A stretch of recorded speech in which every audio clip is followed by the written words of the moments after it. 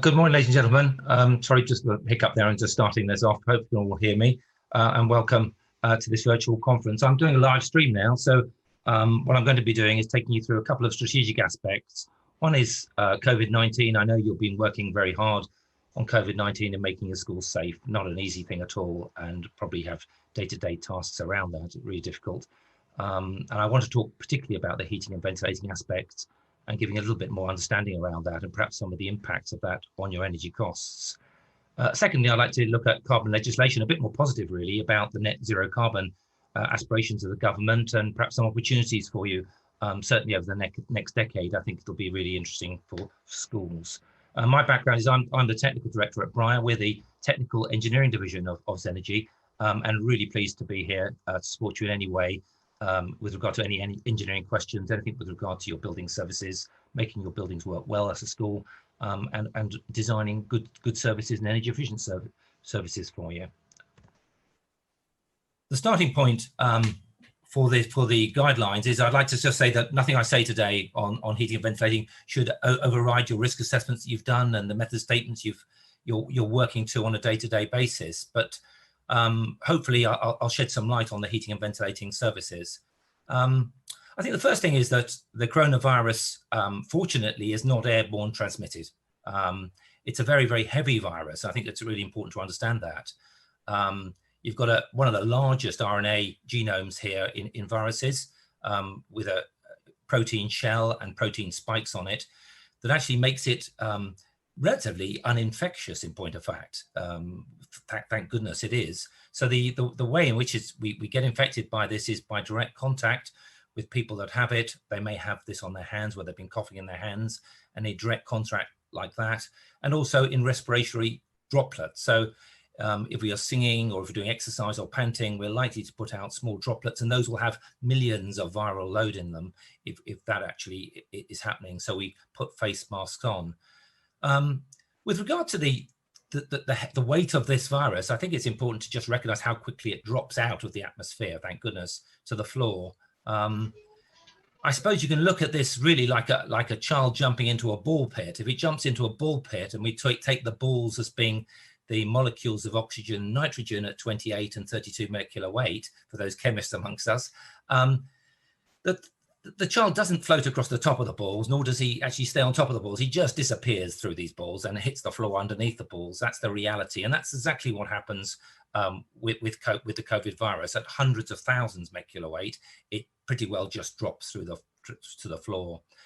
I think that's good because we've got this 2-meter distancing. So that is certainly pretty assured that the virus will drop to the floor. But I think it does have implications within our schools.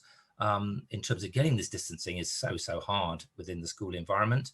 And I think it does have implications in that if someone is infected, this virus will end up on the floor.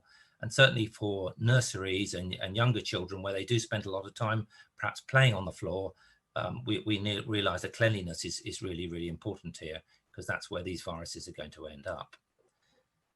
In terms of what we can do about this, what we're trying to do predominantly is to space and to cover our faces, all of these various things. But with regard to the services, it's really about stopping this airborne spread, or trying to stop that happening as much as possible. So preventing that high occupancy, preventing the aerosols, and with regard to the engineering services, making sure that we are providing enough fresh air ventilation, so that if people are coughing, if people are sneezing, if these viral particles are being created in the atmosphere, then the fresh air is diluting that effect and therefore diluting the load that's being delivered to the children. So with regard to the ventilation, this is a really big issue, particularly as we go into these winter months now. Not easy to manage whatsoever. There's certainly evidence there that poorly ventilated buildings will increase airborne transmission, so not only with separation. The ventilation simply will dilute any viral contamination. Fresh air coming in will dilute this out, and that's important to keep these air change rates up as high as possible. Of course, reducing that exposure to the viral load will reduce the risk of actually becoming infected. So small amounts are not probably going to affect us, but large amounts in a contained environment are extremely dangerous. And so I suppose as schools, we need to act to maximize this fresh air ventilation, through not only your mechanical systems. If you're a modern school, you're likely to have a lot of mechanical systems, certainly city centre. But for the majority of schools, we're talking, unfortunately, just about straightforward natural ventilation through windows, which is not easy to manage. But let's talk about those two things separately. First of all, if you've got air handling units and you're bringing air down from the roof through an air handling unit, it'll have recirculation and it will have a fresh air input. Normally we operate these at 90% recirculation, often 80, 90%, and 20%, 10% make-up air, fresh air coming in. The recommendations here is to go to those dampers, disconnect them, and put the dampers on full fresh air operation. So you're bringing in full fresh air and recirculating nothing. This is only not to stop recirculation. There's nothing wrong with recirculation. This is predominantly just to get the fresh air in and dilute the atmosphere within your classrooms. If some of you may have classrooms, lecture theatres controlled with modern ventilation plant, these might have CO2 sensors.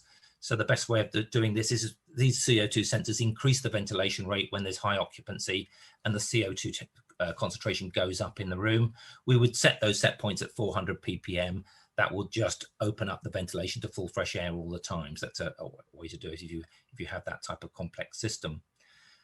So it's recommended also that you operate ventilation systems continuously or extend the operating times. This is a difficult one to make a decision on here. Normally a classroom would ventilate at about 1 to 2 air changes an hour. If you've got ventilation systems, it'll be higher. You're probably up at 4, maybe 6 air changes an hour on some ventilation systems. Extending the operating times at the end of the day is a good idea just to clear the air. But I suspect once you've ventilated for an hour or two, you've probably changed the air in the classroom many times over.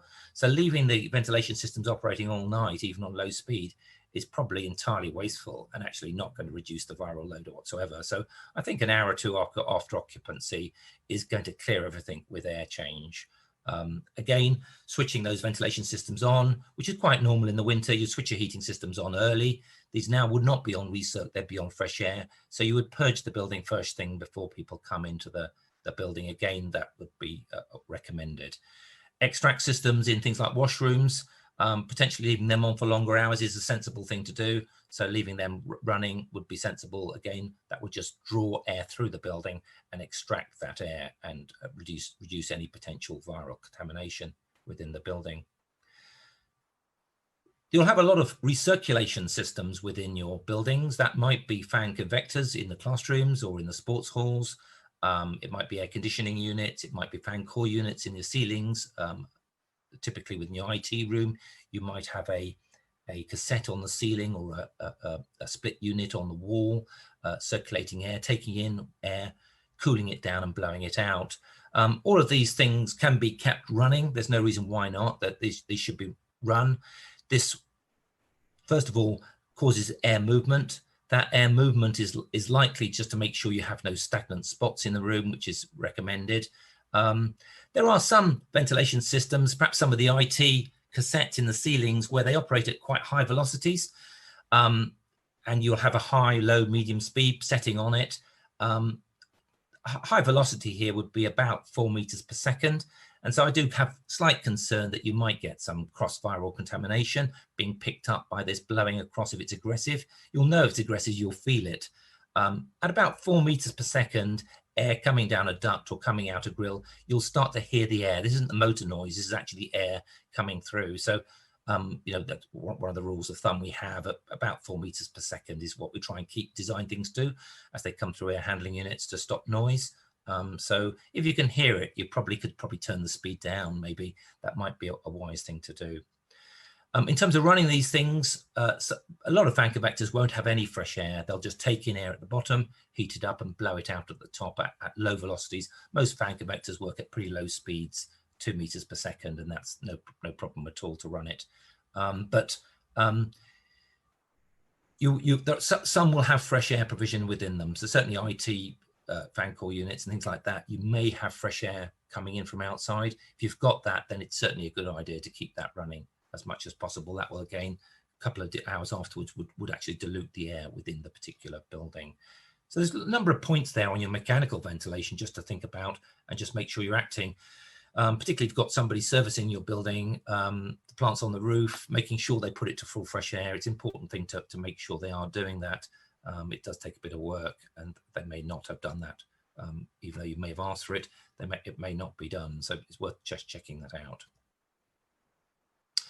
For those of you without, which the vast majority of schools probably haven't got a lot of mechanical ventilation, so you've got a naturally ventilated building with opening windows.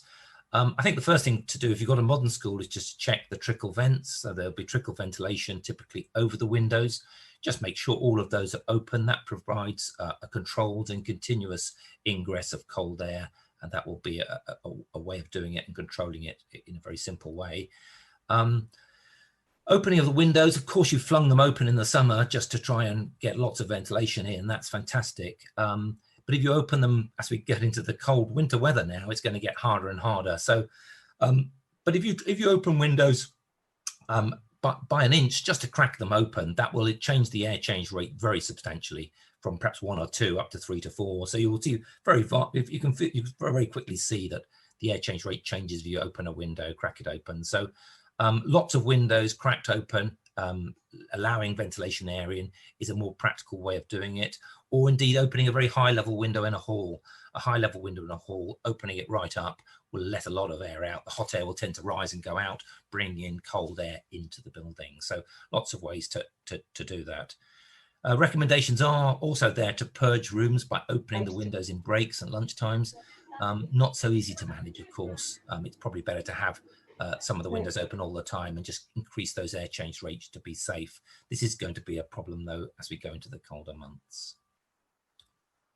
The impact on comfort here with mechanical ventilation, hopefully there will be heater batteries tempering the air. So in this instance, you may not have such a large impact on comfort, but you will increase your heating costs quite considerably, particularly that ventilation if you do it late after trying to purge it, and first thing in the morning, that cold air from outside will be heated up. Your heating will have to run longer hours. Your optimum start will put your heating on longer in order to get your building warm. So all of these things will increase your heating consumption. I'll talk about that just in a moment. Of course, if you've got a naturally ventilated school like most, it will cause a discomfort issue. You'll have to change the uniform standards. Pupils will have to put on jumpers, try and keep warm as will staff. It's not easy to deal with this. Certainly, that's the reality. Of course, there'll be that awareness issue and a tendency for people to try and close the windows, switch off the ventilation when they're getting cold. That natural reaction is going to be there. You'll have to work against that as well, which won't be easy. I suppose in terms of dealing with this, I would extend the boiler operating times. Trying to preheat the building in the morning, first thing before people come in, is going to be even more important, particularly on that Monday morning when things are perhaps colder. I suppose in terms of how we feel warm, about 1/3 of that is down to the air temperature that surrounds us, and that is going to be low because of the ventilation we're causing through the windows. About 2/3 of how we feel comfort is actually the surface temperature, the temperature of the surfaces around us. So by getting the structure, by getting the walls warmer, by preheating your building, people are going to feel more comfortable, even though the air itself is cooler. So that early morning on the Monday, get the school warmed up, try and warm up the fabric of the building, and that will make people feel more comfortable. But at the same time, there's no easy panacea answer here. This is not going to be easy to keep people warm and comfortable through this next month or so.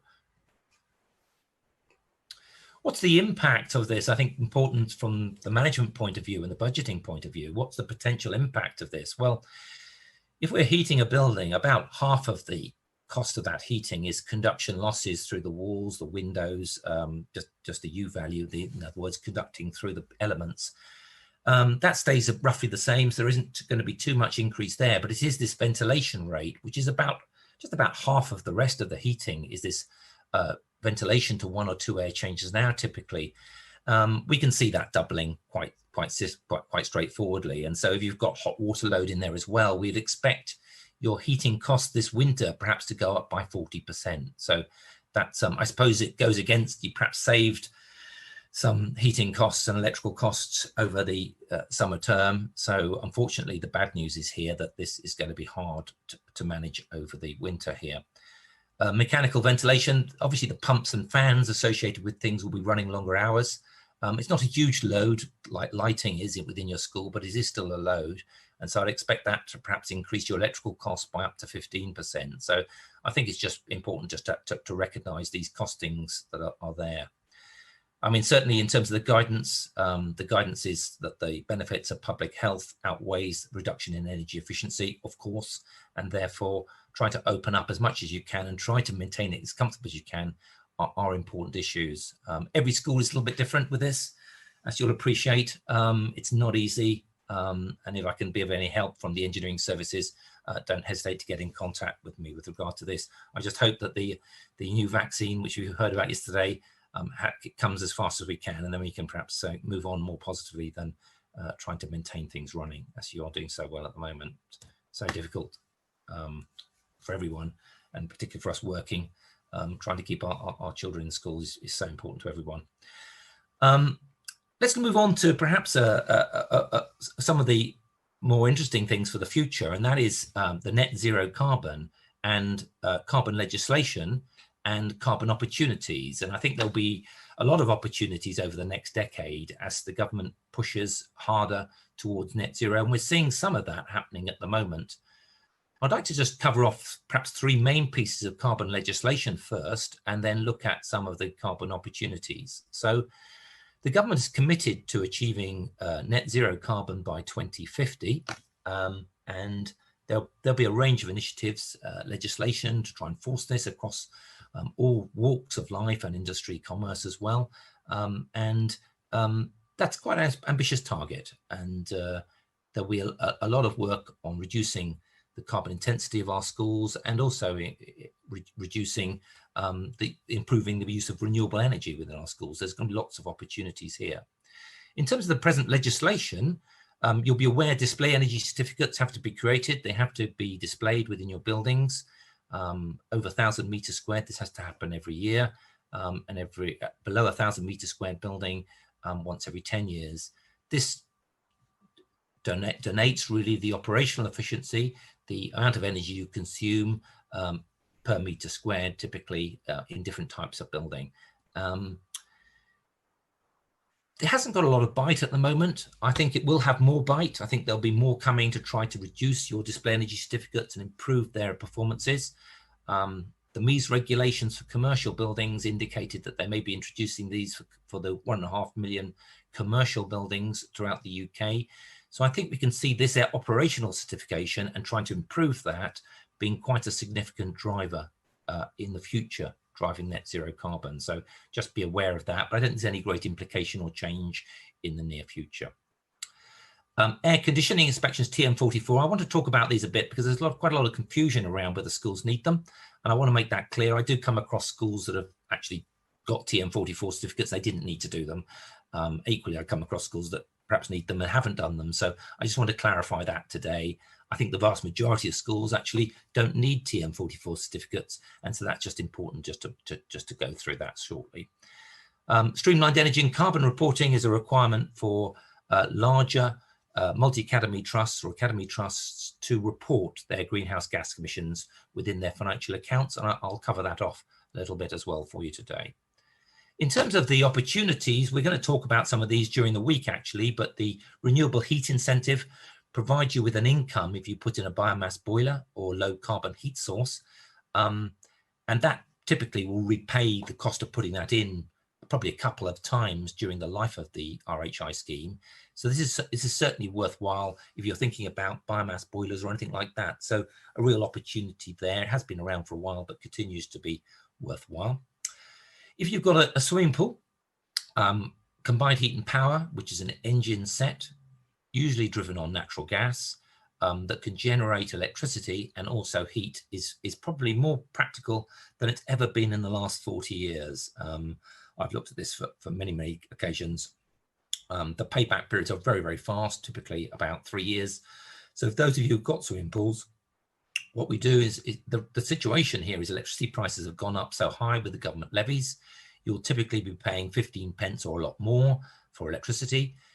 At the same time, you'll be paying relatively low cost for natural gas, perhaps 3 pence per kilowatt hour. It varies from size of school and location. What we do is we generate electricity with the natural gas, and we can generate that at about 10 pence per kilowatt hour. So about a third saving on electricity prices at the moment. In addition to that, of course, you get all of the heat off the unit to heat your swimming pool and the ventilation. So a really sensible thing. If you've got a wet pool, some of you will have swimming pools, it might be worth thinking about combined heat and power at the moment. Very worthwhile. And certainly private sector funding is there available to do this without a doubt. Rishi Sunak announced £1 billion for the public sector decarbonisation, heat decarbonisation programme. That was launched about a month ago. We're working with many MATs to try and look at the uptake on this and see how we can make the best of that. In fact, we've got a presentation on this tomorrow morning, so I'll be happy to give you some updates on that. This is an opportunity. It's not a panacea at all. It's not that easy, but certainly worth knowing about, and certainly there will be more finances coming down this type of route in the future. So I think everybody should be aware of that, and it can make quite a big difference if we want to upgrade our building structures, put on renewables, and upgrade the heating system. So those are some of the key areas that are really interesting at the moment. Let's talk about one or two of the carbon compliance issues. Streamlined energy and carbon reporting has unfortunately captured a lot of multi-academy trusts that are reporting their company accounts. So this applies to all organisations that are registering company accounts. So unfortunately, as public sector organisations, you shouldn't have been captured, but as an organisation that submits company accounts, you are captured by this legislation, unfortunately. So if your MAT meets two of the following criteria, you need to report in your company accounts on your streamlined energy and carbon. 250 employees, a turnover greater than 36 million across the consolidated group, and a balance sheet value of greater than 18 million. And Zenergi had a look at this. We looked at this a little while ago to pull facts and figures together on this. There's over 1,500 MATs in the UK, representing over 7,000 academy schools. About a third of those MATs are captured by this. So any large MAT with a number of academies will start to get captured.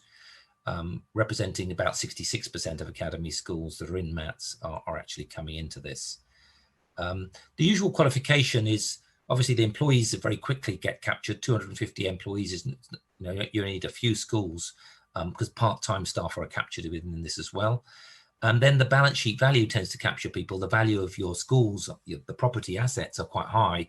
And the balance sheet value is all your property assets, including all your liquid assets at the moment as well. So it's a sum of the assets. It's not the balance sheet value at the end. It's the sum of all of your assets. So it's very easily get captured. Obviously, larger MATs will also get captured on the turnover, but the majority, first of all, get captured on those first two criteria. What do you have to do with streamlined energy and carbon reporting? It is a report of your gas and electricity consumption within your buildings every single year, and that goes into your director's report of your accounts. It also includes your transport fuels, which is minibuses that you might be running. If it's an outsourced contract and somebody's running your minibuses or your coaches, that's absolutely fine. That's not your footprint. It has to be you paying the fuel bills yourself. So that's a bit easier. Also, grey fleet, if you are paying a pence per mile to staff that are attending other schools or attending conferences, etc., then that also gets captured. That's that you're paying for that fuel through the pence per mile to the staff private cars. So that also gets captured. If you've got renewables on your roof, if you've got PV solar or anything, we have to bring that into that gross footprint as well. So you need a gross and a net footprint, gross being your total energy consumption from your buildings, and your net being perhaps minus your renewable energy generation on your roof, for example. This is all then converted to tons of carbon dioxide per annum. You compare this year with last year's, which is relatively simple to do in future. In future, you don't have to do it for the first set of accounts. You have to look at your energy intensity ratio, and we're looking to try and improve that over the years.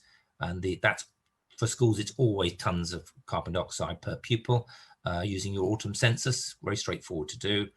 You have to say what you've done in terms of energy efficiency over this particular year, and make a little narrative up there, and put down your methodology for doing this. So relatively simple report really, but there's a number of things to be thought about, and particularly when you've got a large number of schools within your MAT, that data collection and getting that data collection robust every year is really, really important. The requirement for here is to actually produce this really for November. So it's your year ended in August, so you need to be producing this for November 20. So you should be doing that now, and I think majority of you are, and we're working with a number of you to help you with that. Just finally, TM44 air conditioning inspections. They're required if you've got 12 kilowatts of cooling within your building. So, but it's within one building alone. So if you've got 12 on your whole school, that's not what we're saying. We're talking about 12 kilowatts in a single separate building. So people get caught up and add up the whole school. That's not correct. It's per building, so separate buildings. Also, you don't include your data room air conditioning, which is process. So this is comfort cooling. The cooling systems to your kitchen, your IT rooms are typically the ones we're looking at here. So please don't get captured and add in too many, because you'll be doing a TM44 inspection when you don't need to do it. What you need to do is go outside, look at your compressor condenser units outside. There's a typical example, and on it you're looking at the cooling capacity in kilowatts. This is the kilowatts cooling capacity. You can see it circled there, squared off there in red, and that's 14 kilowatts, and that unit would actually bring you into this. So you're totaling those up per building, and if you're over 12 kilowatts in a building, then you will need to do a TM44 inspection. Relatively simple. Accredited engineer, we have a number here, so we would come along and do a survey for you, report it through accredited software, and then register it, and it's then registered for 5 years. But I think the vast majority of schools would not be captured by this legislation. If you've got any concerns about it, please don't hesitate to contact us, and it will improve energy efficiency. There are some cost savings from this. If you have a lot of air conditioning, it's certainly worth doing. That wraps things up for me. So there's my contact details. By all means, get in touch if you have any questions.